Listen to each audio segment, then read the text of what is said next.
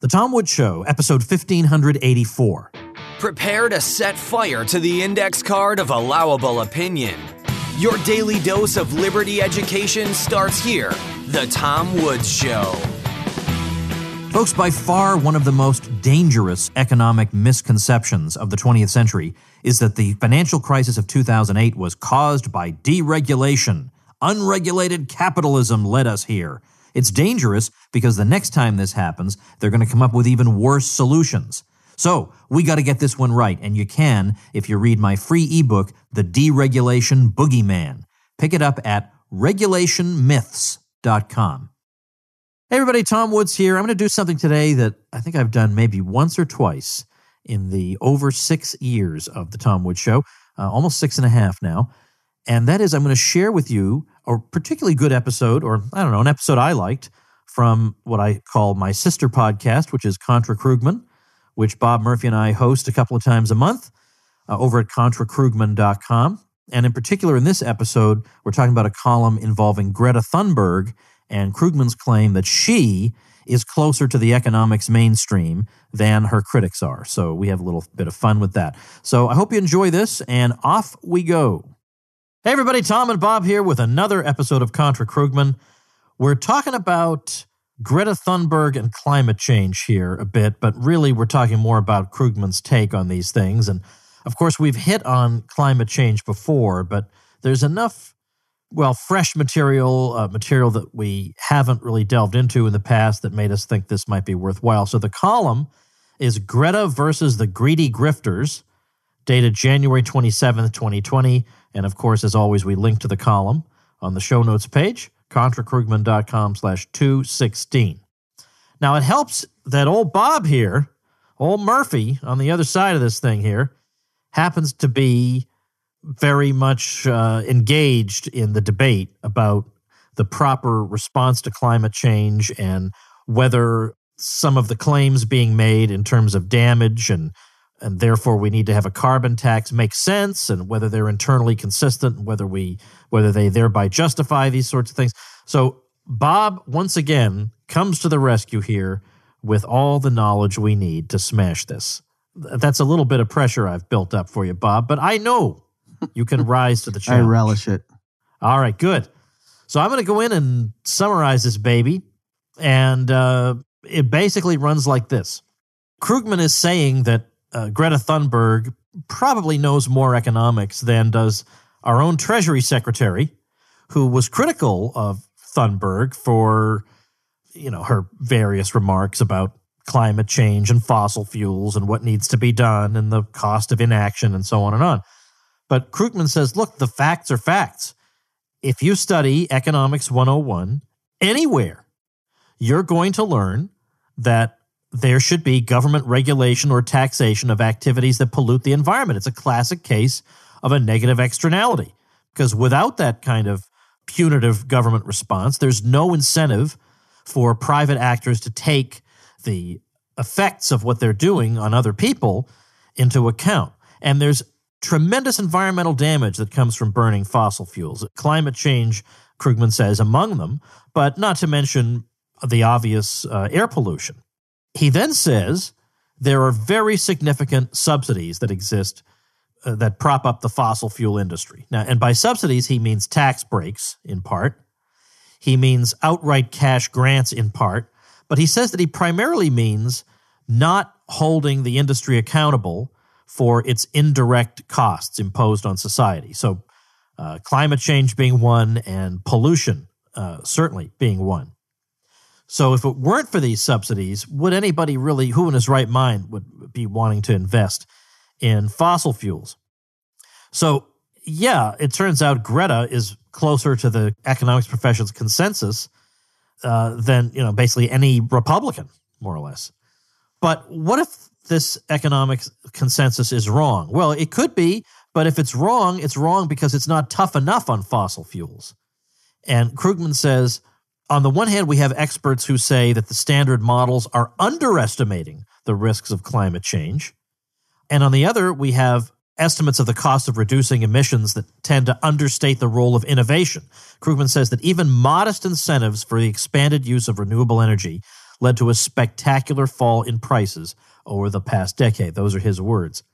And so he says, I still find people on both sides of this debate who say that if we reduce emissions sharply, that's going to bring in its wake a substantial decline in GDP. But Krugman says that everything we know, those are his words, everything we know says this is wrong. We can decarbonize without sacrificing robust growth. So in light of all this, why would anybody be so pro-fossil fuel and anti-environment? And some of it has to do, he says, with ideological commitments. Nobody on that side of the aisle can ever admit that government does anything right or has a genuine role, or that it's justified for government to act, because once you justify that, then who knows what you're going to wind up consenting to.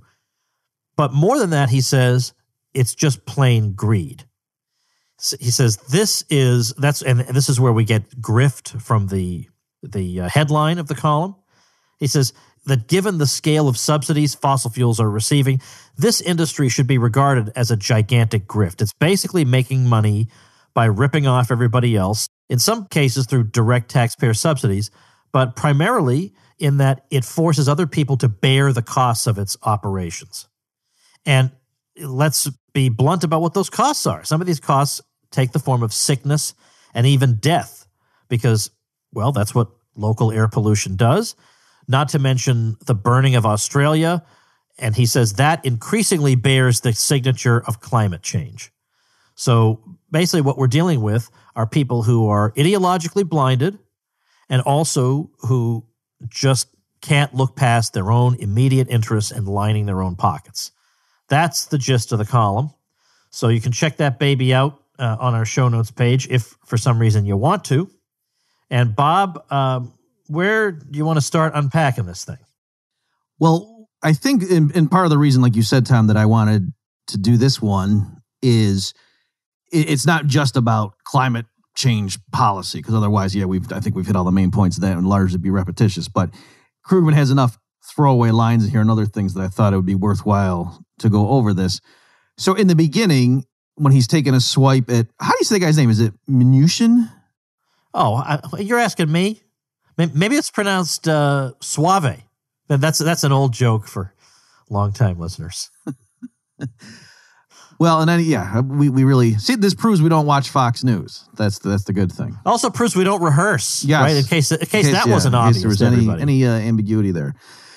So in any event, he's got this line where he says, and so it was for Stephen Mnuchin, Donald Trump's Treasury Secretary. First, Mnuchin doubled down on his claim that the 2017 tax cut will pay for itself just days after his own department confirmed that the budget deficit in 2019 was more than $1 trillion, 75% higher than it was in 2016. So that annoyed me because, for one thing, it's, that Krugman's making it sound like, how could anyone possibly be saying the tax cuts have paid for themselves when the deficit went up? And so you see why there's a problem with that, because, well, the deficit consists of both revenues and expenditures. And so the reason that annoyed me in particular was Krugman on Twitter recently made fun of Rand Paul. I don't know if you caught this one, Tom, but so Rand Paul had tweeted out on January 21st saying, did the GOP tax cut increase the deficit? ? No! ! Tax revenues are up. And then Rand Paul gave, a link to the CBO thing showing the tax receipts were up. Okay, so clearly what has happened is since the tax cut, the deficit's gotten bigger. And Rand Paul's point was revenues are higher now than they were on the eve of the tax cut. It's just spending has increased by even more. And so that's why the deficit's higher. Okay, and so Krugman says in regards to that, the big cockroach you often encounter in tax policy is the claim that tax cuts can't have increased the deficit because revenue has increased over the past year or two. And then he's got like a tweet thread. And the next one, Krugman says, why is this stupid? Because we have a growing economy with at least some inflation. In a normal year, dollar GDP rises around 4%, so we expect revenues to go up, Okay, so, that's fine, I guess, that in and of itself, Rand Paul's statement, could be misleading, and certainly policy wonks following this stuff could say, okay, come on, you got to do it relative to the counterfactual. What would revenues have been in the absence of the GOP tax reform legislation? That's what we should be comparing it to. But at the time when I read that stuff on Twitter from Krugman, I thought he was being a bit unfair to Rand Paul, because I know there are plenty of people who say the deficit went up during the 1980s and it was because of Reagan's tax cuts for the rich. And I guarantee you, Tom, 70% of registered Democratic voters would think tax revenues actually went down from the beginning to the end of the Reagan administration. I feel sure it would be even more than that. Well, but that's, yeah. So there you go. And so that's why I thought, no, actually Rand Paul's doing a service there to make sure everyone understands that when people are saying, blaming Trump's tax cuts for the rich as to why the deficit exploded, to realize, revenue actually is higher now than it was before, right? It's just spending is even that much higher. So to me, that was a very clarifying thing. And Krugman saying this is stupid because of, okay, fine. But then if that's stupid for Rand Paul to say that, then also it's got to be stupid for Krugman to say, how could the Treasury Secretary have said the tax cuts paid for themselves when the deficit's higher now than it was before? Yeah. So. Right. But he's probably just being inconsistent. Well, I don't know if we want to go there, but okay. All right. Just trying to think of lessons I've learned from 216 episodes of Contra Krugman. So that's clearly what it is, in fact. But so there's that element that was annoying. Also, too, it's interesting. I don't think we need to get off into this because this column ostensibly is about climate economics. But if you follow the links there that Krugman gives in this neighborhood of that argument, it goes to a New York Times editorial that's referring to the myth that never dies, tax cuts pay for themselves, and blah blah blah. And Mnuchin, they're making it sound like what he said was demonstrably false. And what he said was something like, I'm still standing behind my claim that the tax cuts will pay for themselves. All right. So he's not saying they have thus far paid for themselves. He's saying, nope, I'm sticking to my guns. They're going to pay for themselves. So yeah, of course he's saying that it's political and whatever. And he's got to say what makes Trump look. I'm not denying that it's a motivated statement. But my point is they're acting as if what he said has already been proven wrong when no, it hasn't. So again, just this issue of they don't even take people in terms of what their statement is. They just like pretend they're saying something else. And also, too, what's funny is if you go in and look at it, it's the way the New York Times is handling it. They're quoting different economists, and it's along the lines, Tom, of, well, sure. I mean, it is true that economic activity is up, and GDP growth is higher than one would have thought before the tax cut. But that's because the tax cut put money in the pockets of consumers. It's because demand went up. It's not because of the supply side incentives of tax rate reductions on corporations. So even if that's true, and I don't know what numbers looking at to justify that, but still, that kind of cuts into their claim that it's just tax cuts for the rich. You get what I'm saying? In other words, they're saying, yeah, this did boost the economy, but that's just because it put money back in the hands of consumers. It's like, well, okay, but I thought you told me it was a tax cut for the rich.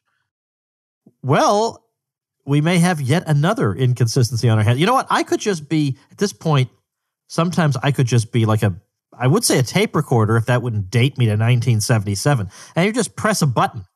You have inconsistency, we have lack of charity, whatever, the sort of same qualities we see from Krugman week after week. By the way, I just saw a clip from an interview. It was tweeted out by Jeff Dice. Maybe you saw this, that Krugman is out promoting his new book.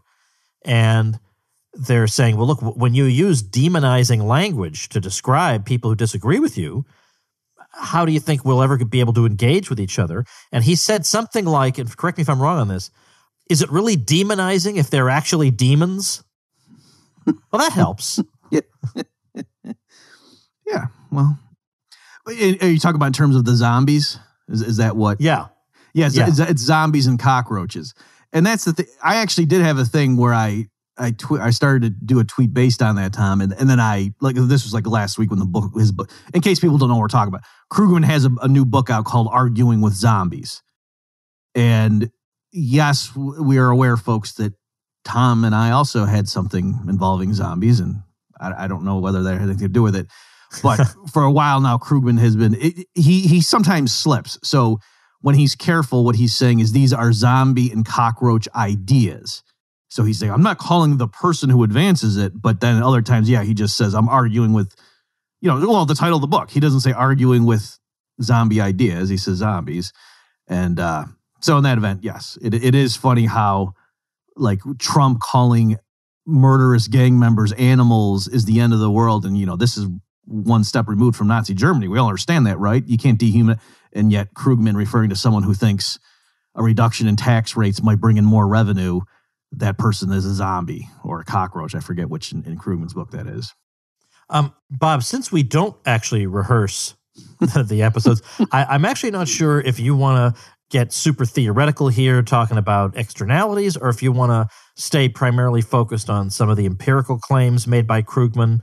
Like, for example, everything we know, because that's very strong language. Everything we know says we can decarbonize while continuing to achieve robust growth. I don't know. I don't know enough about this. Is that true? Is everything we know pointing in that direction? I'm not saying this to make a joke or something, but honestly, I think when Krugman says everything we know, what that means is I can find some people in the literature who make this extreme claim. That's what Krugman means by everything we know says ... We need like a Krugman lexicon. Yeah. Just like when Krugman says the word basically when he's about to explain someone's theory, and he says, what he's saying is basically, what that means is this is the exact opposite of what the person said. That's right. But even I would be lying if I just didn't put this qualifier basically in. So, okay. All right. So everybody just mentally store these things in your internal Krugman lexicon. Yeah. So he's a bit loose here. It's hard to know exactly what Krugman's talking about. But for example, and I apologize, I know people who read my climate economics stuff, I use this all the time, but it's such a great example. So William Nordhaus wins the Nobel Prize in economics for climate change work, and his own model shows that, the optimal amount of warming is like 3.5 degrees Celsius, okay, which is not even, the stuff they're now pushing for is a 1.5 C target. And they're saying 2 degrees Celsius would just be catastrophic. That's not my paraphrase. Like, that's the language they would use. So to say it would be 3.5 or higher, that would be insane. And it came out the same weekend, right? So this was in the fall of 2018 when they announced the Nobel laureates that year, and Nordhaus was one of them. And his work showing the optimal amount of warming is 3.5 C. And that's the same weekend that the UN came out with its special report on global warming to limit it to 1.5 degrees Celsius. So that's now the target that, it's going to be tough, but we can try to reach it. And so in Nordhaus's model, so notice the huge discrepancy there, that Nordhaus wins the things and his work says, the optimal carbon tax would allow 3.5 C of warming. Meanwhile, the UN's telling governments this is how you should aspire to, to hit the goal of 1.5 C.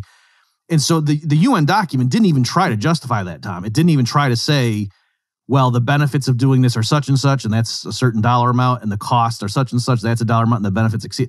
No, they explicitly say in there, we're not trying to do a cost benefit. We're just saying if this is what the goal is, because, hey, that's what scientists are telling us, then, here's the way to achieve it with the least pain. And so some other groups were analyzing it and saying, to actually hit that target, that 1.5 C target, it would mean that the so-called social cost of carbon was anywhere from $135 a ton up to $5,500 per ton in terms of what would it have to mean in terms of the negative externality to justify the policies we would have to put in place to really clamp down on emissions rapidly enough so that the Earth's total warming is contained to 1.5 C. That would imply that, the actual harm from an additional ton of CO2 emitted is anywhere from $135 up to $5,500 a ton. And so, what did the Obama administration say when they had a formal task force tasked with estimating all that stuff? But that was for the year 2030, by the way. And they concluded for the year 2030, the social cost of carbon was probably about $50 a ton. Okay, so I know I threw a lot of information out there, but my point is when the Obama administration came up with, using the latest models and so forth to estimate this stuff and all the cutting edge research, they said, in the year 2030, our best guess is the social cost of carbon is about $50 a ton. And meanwhile, now it's just a given in policy discussions that we should all shoot to limit warming to 1.5 C degrees. And if that were true, if that really is a sensible goal, the implication is that it can only make sense if the true social cost of carbon is anywhere from 3 to 100 times more than what the Obama administration said it was. So my point is that this is all a big farce, when they go and estimate this stuff. And so to answer your question, Tom, that you originally asked there, when Krugman says everything we know, Well, no. Unless when you say everything we know, does that include stuff we know from the people who won the Nobel Prize in economics for their work on climate change economics? Because if so, then no, it doesn't mean that. Now, it's a little bit loosey-goosey because Krugman doesn't actually pin himself down as to, what specifically do you mean, Krugman? But I think it's fair to say that he's including the types of radical decarbonization that a lot of the activists have in mind when they're saying things like, can we still limit warming to 1.5 C or to get it close to it to avoid the worst consequences of climate change? That's got to be what Krugman has in mind here or on the flip side, when he's contrasting his view with some of even some left-wing people as well as the right-wing liars think that radical decarbonization is going to limit GDP growth. I mean, they surely mean stuff that's in excess of, what William Nordhaus calls for, like the things of in order to decarbonize quickly enough to hit these popular targets that the UN now has just assumed the whole world should shoot for. Yeah, it's going to lead to serious ramifications. So that's the way I would answer that, Tom. That, in other words, the only way that Krugman's statement is true is if he means much more modest decarbonization targets than his reader's going to walk away thinking from this. It's kind of like rhetorically, if you remember, Tom, since you narrated the book, the stuff about the minimum wage hikes and how, Krugman was being interviewed. And who was it? Do you remember who it was, Tom? It was like one of the Vox people or something. Yes, it was Ezra Klein. I don't remember the name. I think it was Ezra Klein. This. It was either Ezra Klein or Matt Iglesias. It was somebody like that, though, saying to Krugman, a lot of people are... So they were... The context was clearly they were talking about a $15 an hour living wage or whatever they called it. And the person was like, some people are saying that that's going to cause, massive unemployment. What do you say? And Krugman said something like, well, according to the best estimates of the literature, that no, minimum wage hikes don't lead to a massive thing. So yeah, we can do this. Right, so of course it's not the same thing. Right. Just an average minimum wage hike is not the same thing as going all the way up to 15. Right, exactly. So that was the trick there, that technically his statement's defensible. And if someone accused him of lying, he said, no, and he'd point you to a bunch of peer-reviewed papers saying a 10% hike in the minimum wage in our, econometric analysis, blah, blah, blah, led to either a negligible or a 0.2% increase in unemployment among teenagers. And so it's not a big deal. But the question was, could we triple the federal minimum wage, and would that have an impact? So that's the kind of thing here where what people think we're talking about, especially when we're pointing to Greta Thunberg in terms of what do you associate her with in terms of her calls for action, and then Krugman saying, no, everything we know says that wouldn't have a downside to GDP growth. It can't be the same scenario to save Krugman's statement. Folks, let's take just a quick break to say a brief word about C-SPAN, which is great and has been so good to me over the years, letting me get my message out there unfiltered, which is more than you can say for basically any other media outlet. So this election season with C-SPAN, go deep, direct, and unfiltered. C-SPAN's Campaign 2020 differs from other political coverage for one simple reason: it's C-SPAN. C-SPAN brings you an unfiltered view of politics so you can see the biggest picture for yourself and make up your own mind. On C-SPAN, you'll find in-depth, uninterrupted coverage of the candidates, the issues, and the events that are steering us to Election Day. Follow the campaigns and watch the town halls, rallies, and more live as they happen on C-SPAN. Then dig even deeper and search the candidates' positions over the years using C-SPAN's online archive with more than 250,000 hours of video. Get an unfiltered view of politics with C-SPAN's Campaign 2020 on the C-SPAN television networks, on the C-SPAN app, or online at cspan.org. All brought to you as a public service by your television provider. Make up your own mind with C-SPAN's Campaign 2020. All right, can we get to the objection, though, that I think most people would think does kind of stick, which is the thing that, after all, fossil fuels are subsidized in one form or another. I mean, you and I know that a tax break is not a subsidy, but the other forms of subsidy he's talking about, I mean, you work with the Institute for Energy Research, so this must come up. How do you think about that? By the way, just because it happened, I actually have stepped down from that role, so I'm announcing it for the first time publicly here on Contra Krugman. Wow, even in the first time privately, because you didn't even tell me. Yeah, we talk so much, Tom, and it's amazing it didn't come up. Jeez, I guess we're talking about nothing of significance. Okay, all right, go ahead. where was it? Oh, yeah. So for people to understand, when Krugman's coming up with these numbers about, what does he say, like $3 million a worker or something like that? Or is it? Yeah. Yeah, $3 million a worker. Yeah. I mean, to come up with where they're getting these gigantic numbers is they're calculating how much the climate damage is from fossil fuel emissions. So they're saying if we were treating this rationally, then we would be taxing based on, such and such per ton of emissions. And since we're not, that's a de facto or an implicit tax break to them. So that's the way that the IMF or whoever it is that comes up with these numbers are generating, the global amount of subsidies to the fossil fuel industries is such, and it's a huge number with trillions. That's where it's coming from. I mean, because there are actually explicit subsidies too, like in some oil-rich countries, for example, they explicitly subsidize gasoline, stuff like that. So that really is, from in terms of Econ 101, just that's an inefficiency and it leads to more driving than otherwise would happen, and blah blah blah. Just like subsidizing water or anything, subsidizing Coca-Cola would be inefficient in terms of a standard economic model. So there is that element too. Just as an aside, and we'll put a link here in the show notes page if you're curious, folks. But in terms of actual, federal expenditures, or even if you include favorable tax treatment, which again, as you say, Tom, letting people keep more of their money is not the same thing as a subsidy. But even using that language, it's not even close in terms of how much renewables and politically correct energies are subsidized, and particularly if you adjust for the amount of output, right? So in other words, it's one thing to say how much money does the coal industry get from the government versus the wind industry. But then if you say per kilowatt hour of electricity produced, then the wind you can barely even see it on a bar chart anymore, because for wind and solar, it's so big compared to the fossil fuels, because the point is they get more total dollars and they produce a lot less in terms of comparable units of energy output.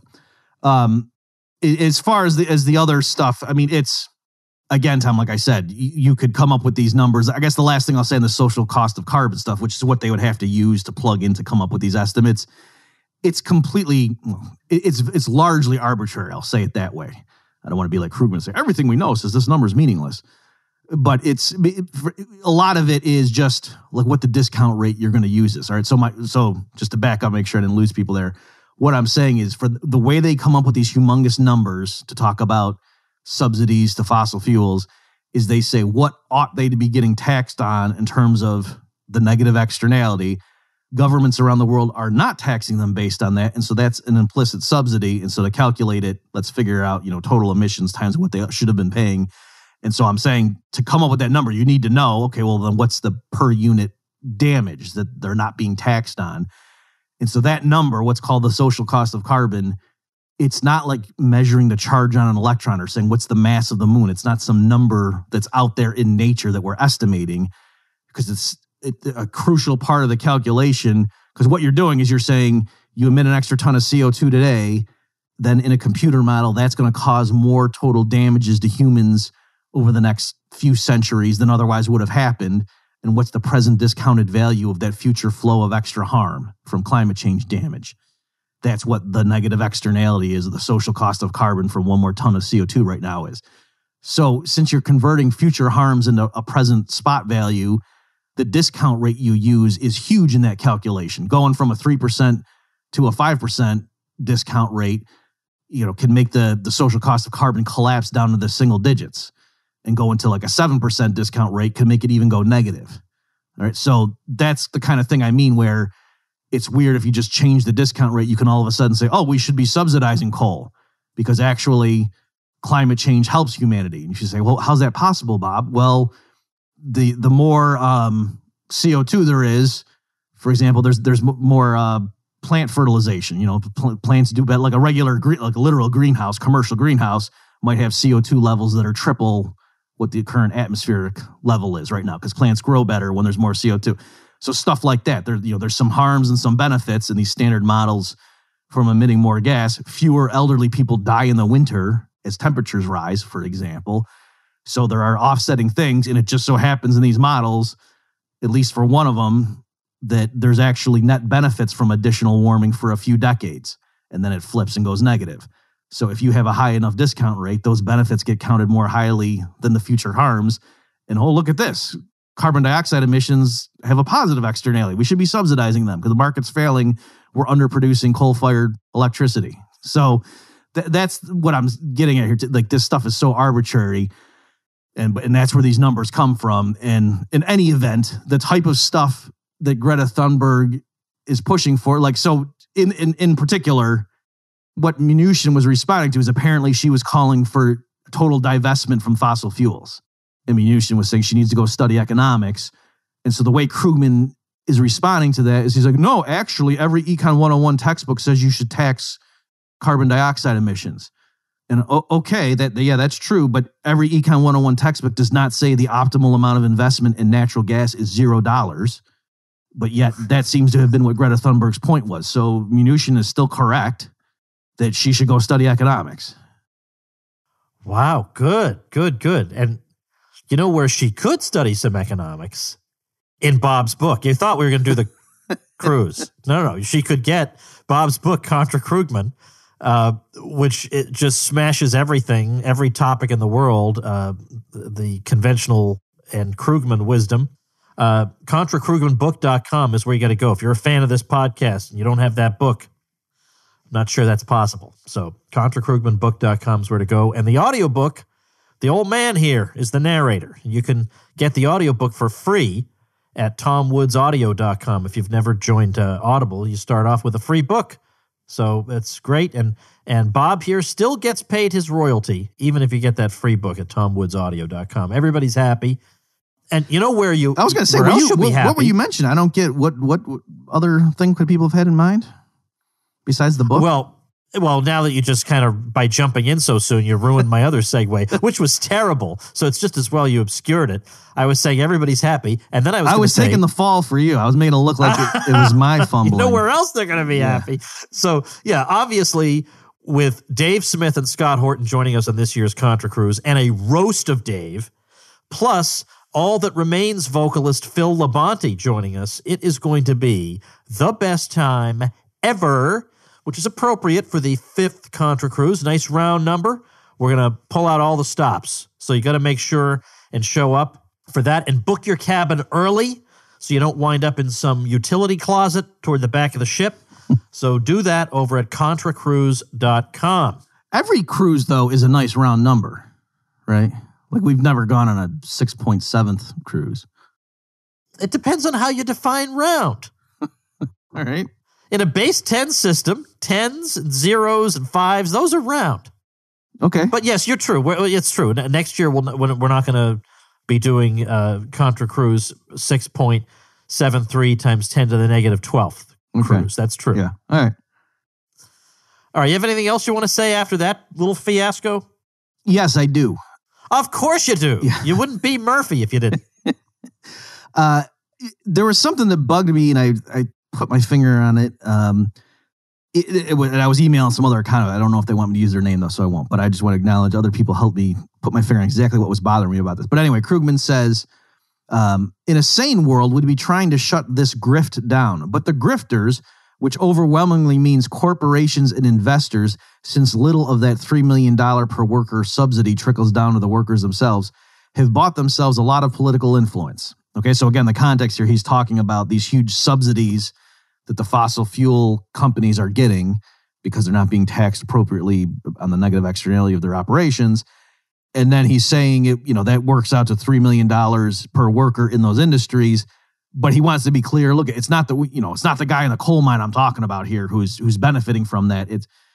So the reason that's misleading is one of the biggest beneficiaries of the subsidies would be the consumers, right? The people who drive automobiles that use regular gasoline, the people who use electricity that was produced either through coal or natural gas. You see what I'm getting at there, Tom? In other words, Cruz making it sound like, oh yeah, these industries are being subsidized and to the tune of such and such $1 trillion. And so the only possible beneficiaries from those subsidies could be the workers or the shareholders. And, and I'm saying it's the shareholders. The workers aren't really seeing much of that. And so incidentally, he just asserts that. He doesn't give any arguments to, if like coal, people who work in a coal mine, that's actually somewhat specialized. Like they're not completely interchangeable with everybody else. And so, I could see that's why as coal towns shut down, those workers are unhappy about it, and why they vote for Trump. I don't know if I'm connecting the dots there, but I'm saying if a coal miner is interchangeable with a fast food worker or a school teacher, then why do coal miners care that there's a war on coal? So there's that element. So Krugman's just asserting that with no argument as to why is it that there aren't some workers that are actually, just like, don't tariffs on automobiles help Detroit auto workers? According to Krugman, they wouldn't. So, there's that element. But again, the big thing here is he's totally overlooking the fact that consumers might benefit. Now, just to switch it elsewhere, like when Krugman's talking about how the Republicans want to cut food stamps or they don't want to expand Medicaid in various states and so on, there it's crystal clear to him that when the government subsidizes something, for example, food stamps, the beneficiaries aren't big ag or big grocery store. The beneficiaries are the people who get the food stamps, right? In other words, why isn't it just the prices automatically rise so that the benefit of food stamps is completely absorbed by the big giant corporations? So since, Republicans who want to, in other words, why isn't it when Republicans want to cut food stamps subsidies that they're striking a blow at the heart of the people who own the big grocery stores? That's not the way Krugman analyzes it. He says, no, they're heartless. They want to hurt poor people. Yeah. So likewise here, if Republicans want to subsidize fossil fuel industries, how come, it's because they want to help rich people, not they really want to help poor people who are trying to get to work and can't afford gas to be too expensive. I'm waiting, Tom. No, look, when I saw this column, I thought, even though the tone he takes is, I don't know, maybe I'm getting more sensitive to it, but it's really aggressively irritating. And the thing is, but I try to be fair. I try to think sometimes I can be pretty darn sarcastic toward people who disagree with me, and maybe people read me and they feel the same way. Like I want to try to be as everybody loves you, Tom. Yeah, I think looking at the responses I get, that is about the correct assessment. But you're basically the Mr. Rogers of our day. I mean, the only people I really think of as being absolutely irredeemable tend to be people in the state itself, or people who just, for no good reason, call people racists. And then you look at, well, what's the evidence? Well, it's this, and it's some stupid thing that everybody knows it's fake. Like everybody knows they're just doing it to hurt people. I believe mean, the preferred nomenclature is white supremacist. Racist is so 2007, Tom. Right, exactly. No, actually, what is it? It's 2015. Yeah. But Krugman, and I think, look, there are a lot of people in America who disagree with me, but I don't think they're all stupid or beyond redemption or anything, or that I could never have a meeting of the minds with them. But that is how he feels about at least half of America, that he could never, under any circumstances, really sit down and have a meeting of the minds with them. And it really, really comes through in this column. So you can check it out, ContraKrugman.com/216. And are we going to have any links there? Anything interesting? Yes. Okay, so there'll be some stuff that, if you're interested in this topic, that will help you dive even more deeply into it. And speaking of dive, you can't do that overboard, but you can dive on the you can't even dive on the pools on board. Just imagine yourself diving into the beautiful, refreshing waters aboard the Symphony of the Seas in October 2020. But you got to book now so you don't wind up in the utility closet. ContraCruise.com is the website for that. All right, everybody, see you next time. All right, everybody, that's going to do it for today. I don't know what is coming tomorrow, so I can't tell you about it, but I definitely have a couple of good guests coming up. I am very, very sad and sorry to report to you that Gene Epstein lost his debate at the Soho Forum against Stephen Moore on the subject of trade and China and tariffs and Trump. So we're going to have to get Gene on here to talk about what the heck happened, because Gene Epstein is supposed to be invincible. So we're going to do a post-mortem on that one coming up soon. Thanks for listening, everybody. If you like and appreciate what I'm doing here, please join me over at supportinglisteners.com. The goodies you get are just endless. So go check those out, and thanks for listening. Become a smarter libertarian in just 30 minutes a day. Visit TomWoods.com to subscribe to the show for free, and we'll see you next time. Like the sound of The Tom Woods Show? My audio production is provided by Podsworth Media. Check them out at podsworth.com.